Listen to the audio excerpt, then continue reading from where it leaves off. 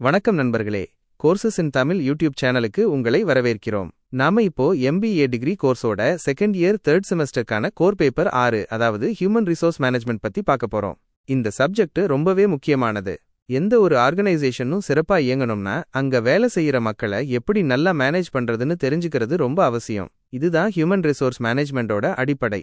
இந்த முதல் கிளாஸ்ல ஹியூமன் ரிசோர்ஸ் மேனேஜ்மெண்ட்னா என்ன, அதோட இம்பார்ட்டன்ஸ், அப்புறம் நேச்சர் என்னன்னு டீடைலா பார்ப்போம். வாங்க கிளாஸ்க்கு போலாம். இன்ட்ரோடக்ஷன். மனிதர்கள் ஹியூமன் ஃபேக்டர் தான் உலகத்திலேயே ரொம்ப முக்கியமான அப்புறம் கையாள மிகவும் சிக்கலானவங்கன்னு எல்லாரும் ஒத்துக்கிறாங்க. அதனால இந்த சப்ஜெக்ட பத்தி நல்லா படிக்கிறது ரொம்ப அவசியம். மக்கள் புத்திசாலிகள், நியாயமானவங்க, ஆனா எல்லா நேரமும் அப்படி இருக்க மாட்டாங்க. ஒரு ப்ரொஃபஷனலி குவாலிஃபைட் பர்சன்னால மட்டும்தான் இந்த ரெண்டு சூழ்நிலைகளையும் சமாளிக்க முடியும். மக்களை புரிஞ்சுக்கிறது ஒரு அரிய சயின்ஸ், அப்புறம் ஆர்ட். அதனால திட்டமிட்ட ஒரு படிப்பு, ஆர்கனைஸ் ஸ்டடி கண்டிப்பா வேணும். மக்கள் அவங்க திறமைகள், லட்சியங்கள், பின்னணி எல்லாத்துலயும் தனித்தனியா வேறுபடுவாங்க. மக்கள் தனிநபர்களாகவும் குழுக்களாகவும் வெவ்வேறு விதமா நடந்து கொள்வாங்க. இந்த ஹியூமன் எலிமெண்ட்டுக்கு எதிர்மறை பொட்டென்ஷியல் வாய்ப்பு கூட இருக்கு. அதாவது அவங்கள சரியா நடத்தலன்னா அவங்க ஆர்கனைசேஷனை பாதிக்கலாம். ஆனா மறுபக்கத்துல அவங்கள நல்லா நடத்தினா அவங்களுக்கு கொடுக்கப்பட்ட இன்புட்ஸுக்கு மேல எதிர்பார்க்காத அளவுக்கு அதிகமான பெர்ஃபார்மன்ஸை அவங்க கொடுக்க முடியும். இந்த கான்செப்ட் தான் output more then proportionate to the input அப்படின்னு சொல்றாங்க. மனிதர்களால மட்டும்தான் இந்த மாதிரி பெர்ஃபார்மன்ஸை கொடுக்க முடியும். 1.2 டெஃபினிஷன். ஹியூமன் ரீசோர்ஸ் மேனேஜ்மெண்ட்னா மக்களை வேலைக்கு அமர்த்துவது, அவங்க ரீசோர்ஸஸை வளர்த்தெடுப்பது, பயன்படுத்துவது, பராமரிப்பது, அப்புறம் அவங்க சர்வீசஸ்க்கு காம்பன்சேஷன், ஊதியம் வழங்குவது. இது ஜாப் அப்புறம் ஆர்கனைசேஷனல் ரிக்வயர்மெண்ட்ஸ்க்கு ஏத்த மாதிரி ஆர்கனைசேஷன், தனிநபர் அப்புறம் சமூகத்தோட கோல்ஸுக்கு பங்களிப்பு செய்யறதுக்கு நோக்கமானது. லியான் சி மெகின்சன் படி ஹியூமன் ரிசோர்ஸ்ங்கிற டேர்ம் ஒரு ஆர்கனைசேஷனோட ஒர்க் ஃபோர்ஸன் மொத்த knowledge, skills, creative abilities, talents அப்புறம் ஆப்டிடியூட்ஸை குறிக்கும். இதுல சம்பந்தப்பட்ட தனிநபர்களின் வேல்யூ, ஆட்டிடியூட்ஸ் அப்புறம் பிலீஃப்ஸும் அடங்கும். ஃபிலிப்போவோட கருத்துப்படி FHRM என்பது ஒரு அமைப்பில் மனித வளங்களை பெறுதல், மேம்படுத்துதல், ஊதியம் வழங்குதல், ஒருங்கிணைத்தல் மற்றும் பராமரித்தல் ஆகியவற்றில் அக்கறை கொள்கிறது.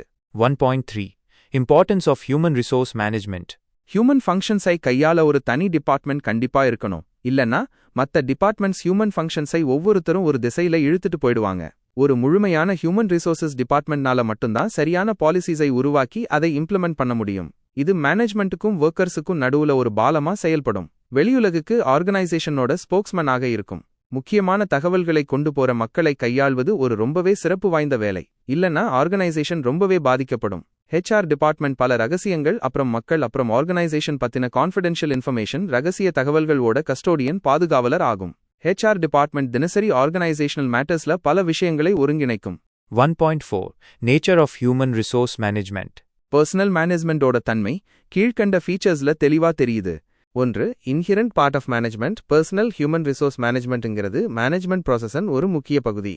இந்த ஃபங்க்ஷனை பர்சனல் டிபார்ட்மெண்ட் மட்டும் இல்லாம ஆர்கனைசேஷன்ல உள்ள எல்லா மேனேஜர்ஸும் செய்வாங்க.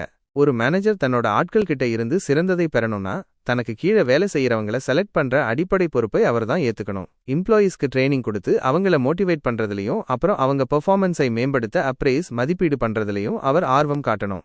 2. Pervasive function. பர்சனல் மேனேஜ்மெண்ட்ங்கிறது மேனேஜ்மெண்டன் ஒரு பர்வேசிவ் ஃபங்க்ஷன், எல்லா இடத்திலும் பரவி இருக்கும் செயல்பாடு. இது ஆர்கனைசேஷன்ல பல லெவல்ஸ்ல உள்ள எல்லா மேனேஜர்ஸ்மால் செய்யப்படுது.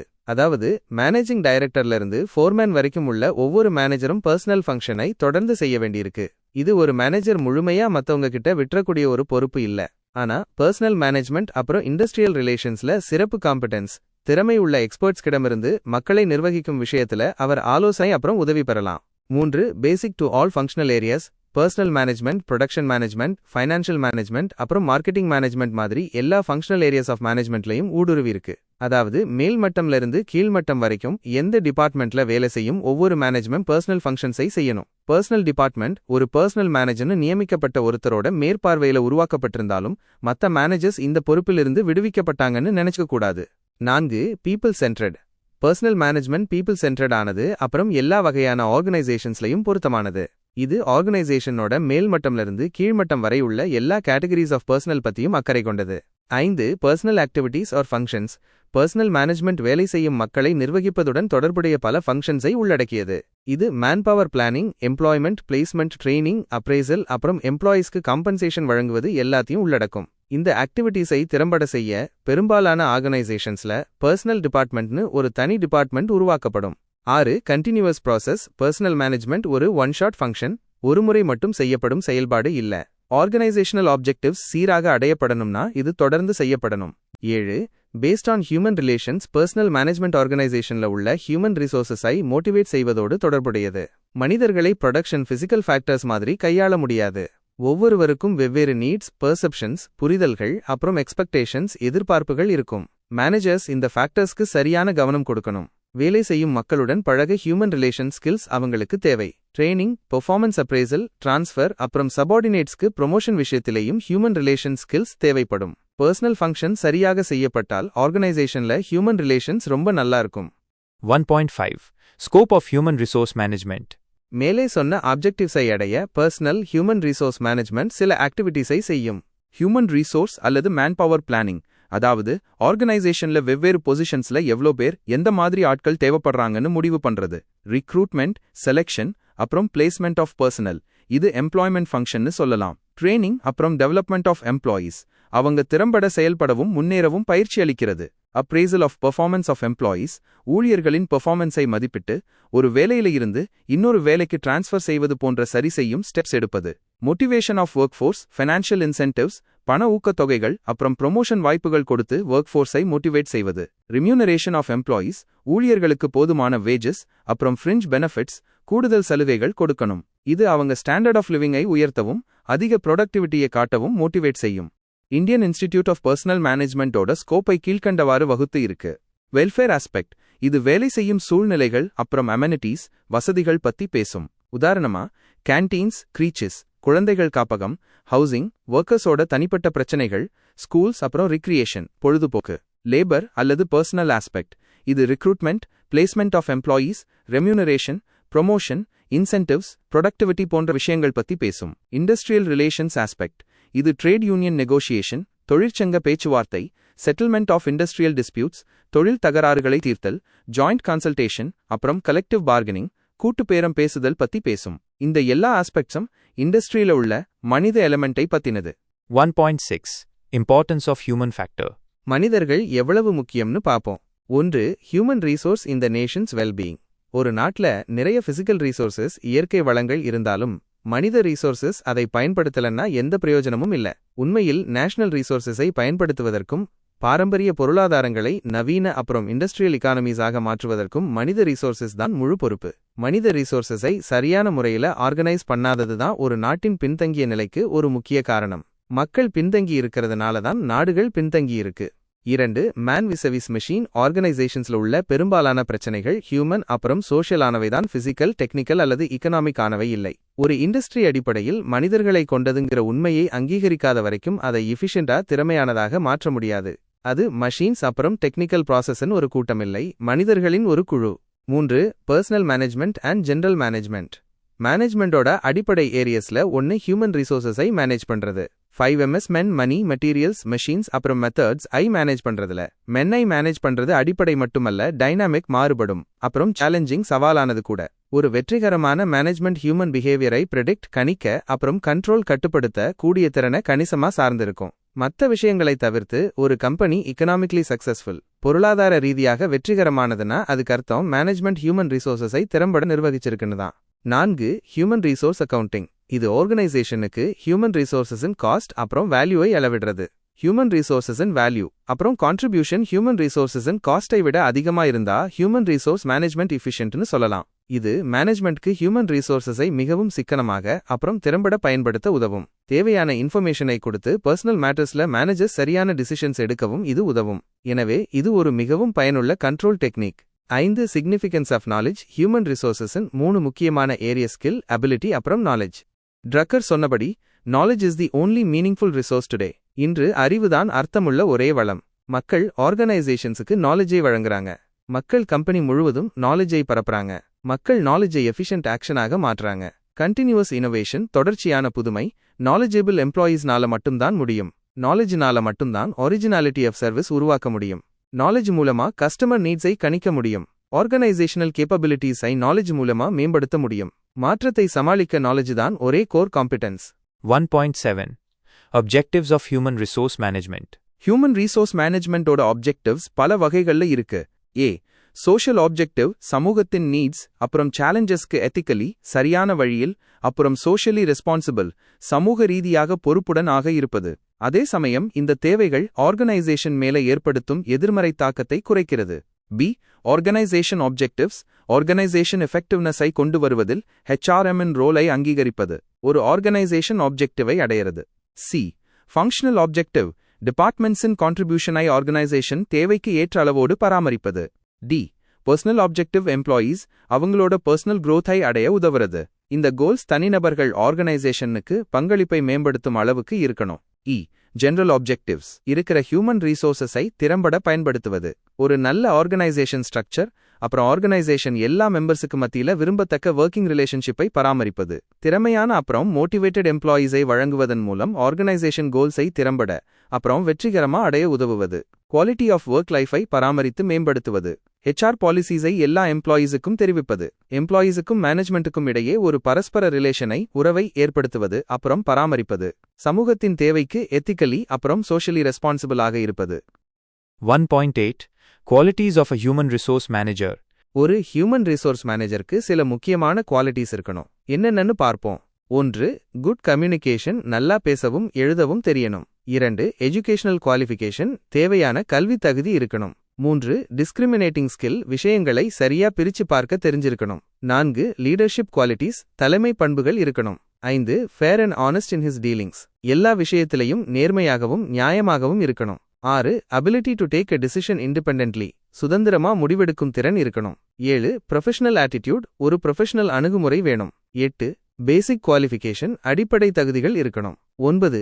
Experience of his fair and her own field அவள் துறையில அனுபவம் இருக்கணும். 10. பர்சனாலிட்டி நல்ல ஆளுமை திறன் இருக்கணும். 11. ரிஸ்க் டேக்கிங் ரிஸ்க் எடுக்க பயப்படக்கூடாது.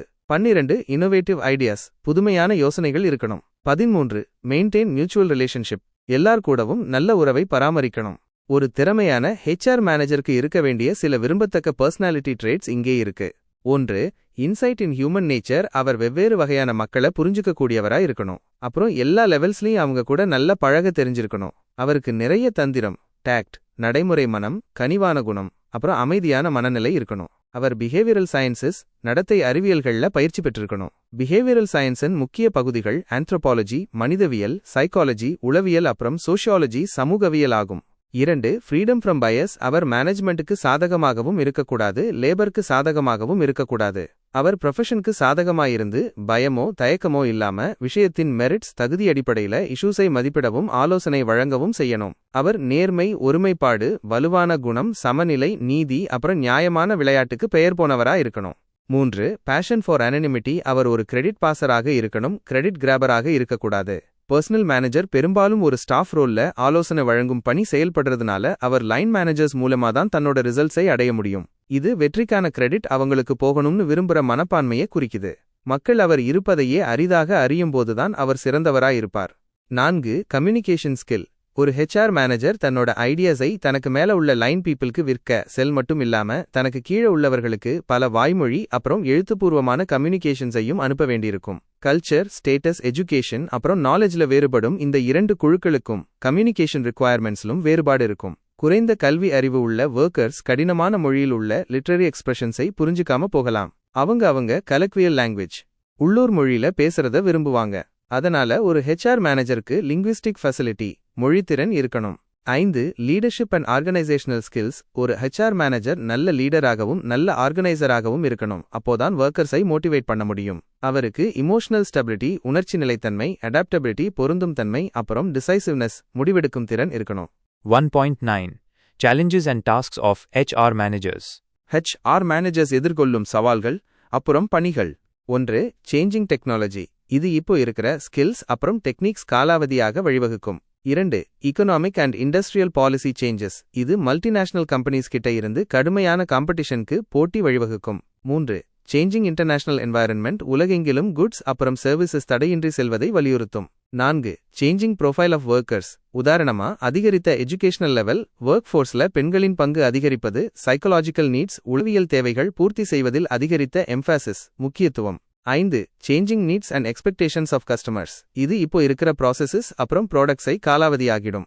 1.10 Emerging issues in human resource management. Human resource மேனேஜ்மெண்ட்ல இப்போ வந்துட்டு இருக்கிற சில முக்கியமான இஷ்யூஸ் இங்க இருக்கு. Increasing size of work force ஆர்கனைசேஷன்ஸோட அளவு அதிகரிச்சிட்டு இருக்கு. கடந்த பல வருஷங்கள்ல நிறைய மல்டிநேஷனல் ஆர்கனைசேஷன்ஸ் வளர்ந்திருக்கு. ஆர்கனைசேஷன்ல வேலை செய்யும் மக்களின் எண்ணிக்கையும் அதிகரிச்சிருக்கு. ஒர்க்கர்ஸ் தங்களுடைய ரைட்ஸ் பத்தி அதிகமா தெரிஞ்சுக்கிறதுனால இந்த அதிகரிச்ச ஒர்க் ஃபோர்ஸை நிர்வகிப்பது புது பிரச்சனைகள் அப்புறம் சவால்களை உருவாக்கலாம். இன்க்ரீஸ் இன் எஜுகேஷன் லெவல் வெவ்வேறு நாடுகளின் கவர்மெண்ட்ஸ் கல்வியறிவை ஒழிக்கவும் குடிமக்களின் எஜுகேஷன் லெவலை அதிகரிக்கவும் ஸ்டெப்ஸ் எடுத்துட்டு இருக்காங்க. படித்த கன்சியூமர்ஸ் அப்புறம் ஒர்க்கர்ஸ் எதிர்கால மேனேஜர்ஸ்க்கு ரொம்ப கடினமான பணியை உருவாக்குவாங்க. இன்க்ரீசிங் ஆஸ்பிரேஷன்ஸ் ஆஃப் எம்ப்ளாயீஸ் 1950 இருந்த ஒர்க்கர்ஸை ஒப்பிடும்போது இப்போதைய ஒர்க்கர்ஸ்ல குறிப்பிடத்தக்க மாற்றங்கள் இருக்கு. ஒர்க்கர்ஸ் அவங்களோட ஹையர் லெவல் நீட்ஸ் உயர்மட்ட தேவைகள் பத்தி அதிகமா தெரிஞ்சுக்கிறாங்க. இந்த விழிப்புணர்வு எதிர்கால ஒர்க்கர்ஸ் கிட்ட இன்னும் அதிகமாகும். மேனேஜர்ஸ் ஒர்க்கர்ஸின் ஹையர் லெவல் நீட்ஸை பூர்த்தி செய்யவும் அவங்களை மோட்டிவேட் செய்யவும் பொருத்தமான டெக்னிக்ஸை உருவாக்க வேண்டியிருக்கும். டெக்னாலஜிக்கல் அட்வான்சஸ் மேம்பட்ட டெக்னாலஜினால வர்ற மாற்றங்களால புது ஜாப்ஸ் உருவாகுது அப்புறம் நிறைய பழைய ஜாப்ஸ் பயனற்றதாக ரிடண்டன்ட் மாறுது. உடனடி அன்எம்ப்ளாய்மெண்ட் வேலையின்மை பத்தி ஒரு பொதுவான அச்சம் இருக்கு. இப்போதைய போட்டி நிறைந்த உலகத்துல பழைய டெக்னாலஜியுடன் இண்டஸ்ட்ரி நீண்ட காலம் நிலைத்திருக்க முடியாது. மாடர்னைசேஷன்னால ஏற்படும் அன்எம்ப்ளாய்மெண்ட் பிரச்சனையை மேன்பவர் நீட்ஸை சரியா மதிப்பிட்டு பயனற்ற எம்ப்ளாயீஸுக்கு மாற்று ஸ்கில்ஸ்ல ட்ரைனிங் கொடுப்பதன் மூலம் தீர்க்க முடியும். இது ஒரு கடினமான ப்ராசஸ். அப்புறம் இது சிலரை பாதிக்கலாம், ஆனா இதை தவிர்க்க முடியாது. இண்டஸ்ட்ரி வளரவும் மேம்படவும் மாற்றம் அப்புறம் மாடர்னைசேஷன் ஏத்துக்கப்படணும். Changes in political environment workers consumers அப்புறம் பொதுமக்களின் இன்ட்ரெஸ்ட்ஸை பாதுகாக்க பிசினஸ்ல கவர்மெண்டன் தலையீடு அதிகமாக இருக்கலாம். ட்ரேட் காமர்ஸ் அப்புறம் இண்டஸ்ட்ரியில கவர்மெண்டன் பங்கு மேனேஜ்மெண்ட்க்கு பல சவால்களை ஏற்படுத்தும். கவர்மெண்ட் சில ஏரியாஸ்ல பிரைவேட் செக்டர் ஸ்கோப்பை பொதுநலன் கருதி கட்டுப்படுத்தலாம். இது கவர்மெண்ட்டுக்கும் பிரைவேட் செக்டருக்கும் இடையே கோஆபரேஷன் ஒத்துழைப்புக்கான வாய்ப்புகள் இல்லைன்னு அர்த்தம் இல்ல. உண்மையில் இன்னும் நிறைய ஜாயிண்ட் செக்டர் என்டர்பிரைசஸ் கூட்டுத்துறை நிறுவனங்கள் உருவாகும். இண்டஸ்ட்ரியல் என்டர்பிரைசஸ்ல ஒர்க்கர்ஸின் இன்ட்ரெஸ்ட்கள் போதுமான அளவுக்கு பாதுகாக்கப்படணும்னு கவர்மெண்ட் விரும்பும்.